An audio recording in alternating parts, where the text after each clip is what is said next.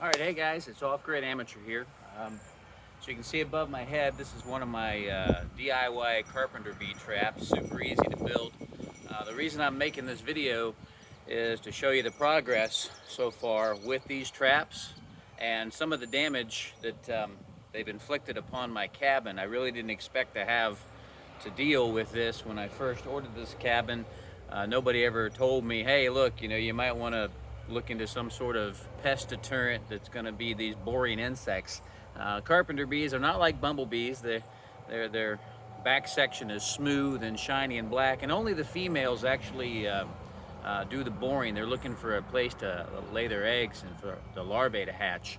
So, one of the things that we do, let me grab this, or that I do, is the wife had acquired these nets. I'm not sure what for, but I'm out here swatting at bees like a lunatic with a broom because they're eating my house.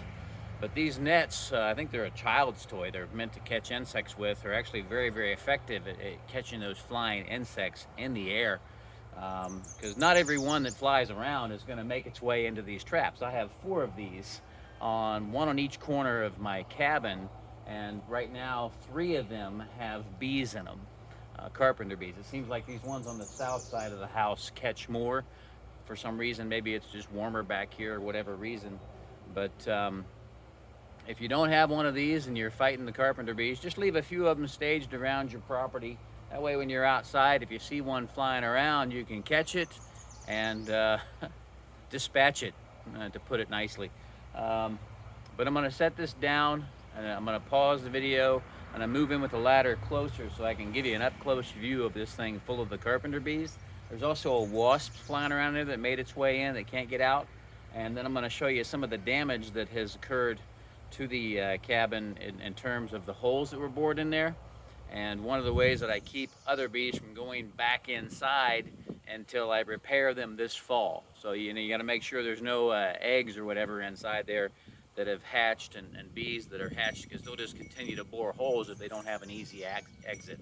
So after the laying season for the females is passed, I'll remove the block. But let me step out of the frame, pause the video, then we'll move in close and get a closer look at these traps so you can see how effective they are.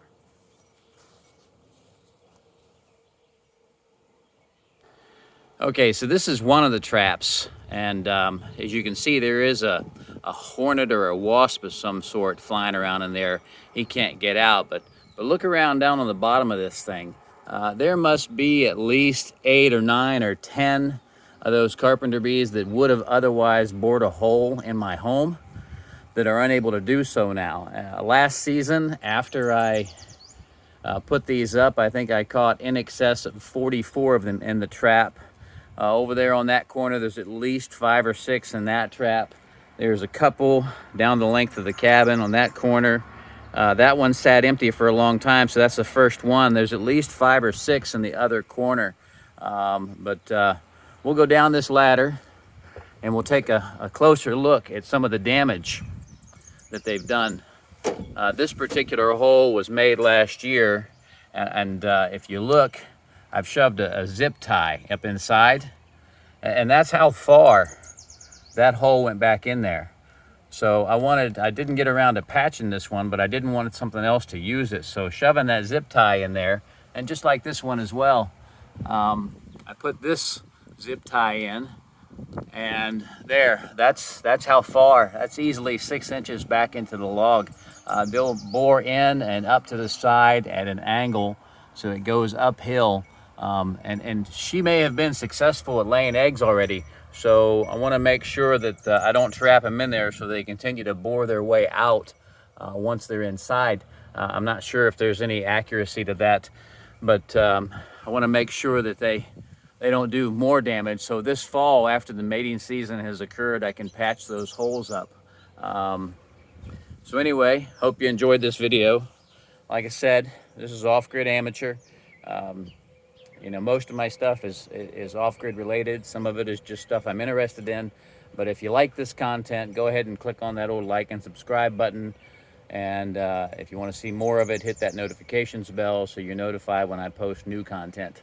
So if you're struggling with them carpenter bees, man, just You know, don't give up. Keep the supplies handy, and you can keep them from doing more damage than they should on your home.